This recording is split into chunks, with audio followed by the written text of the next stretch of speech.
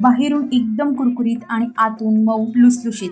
उपवासाचा हा साबुदाणा वडा बघूनच तोंडात पाणी आलं ना. हो, आज आपण बनवतोय उपवास स्पेशल साबुदाणा दही वडा आणि हा खायला खूप मस्त लागतो. दरवेळेस तेच उपवासाची साबुदाणा खिचडी खाण्यापेक्षा एकदा हा क्रिस्पी मस्त असा हा वडा नक्की ट्राय करा. यासाठी आपल्याला आहे ना सगळ्यात अगोदर फ्रेश असं दही घ्यायचं आहे आणि त्यामध्ये चिमूटभर साखर घालून तुमच्या आवडीनुसार साखर घाला आणि छान फेटून घ्यायचं आहे. याला फ्रीजमध्ये ठेवा म्हणजे दही थंड राहील. त्यानंतर इथं मी भिजवलेले साबुदाणे घेतले होते. 3 ते 4 तास अगोदर साबुदाणे छान भिजवून घ्या.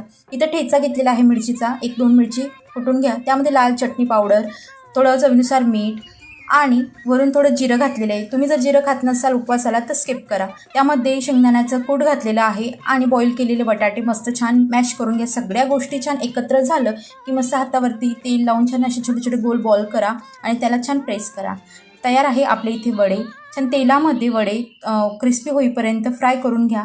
आता हे ओळखायचं कसं तर मिडियम गॅसमध्ये ना कमीत कमी 10 मिनटं लागतात वडे छान फ्राय व्हायला. त्यानंतर आपले वडे तयार आहेत. आता या गरमागरम वड्यांवरती आपल्याला थंडगार फेटलेलं दही टाकायचं आहे, जेणेकरून हे वडे अजून छान चवीला लागतील. मस्त असं दही टाकल्यानंतर थोडं जिरेपूड टाका, लाल चटणी पावडर आणि रसरशीत डाळिंबाचे दाणे. तयार आहे आपला साबुदाणा दही वडा. तुम्ही ही रेसिपी नक्की ट्राय करा. रेसिपी आवडल्यास लाईक शेअर करायला विसरू नका आणि तुमच्या उपवासाला मित्रांना नक्की शेअर करा.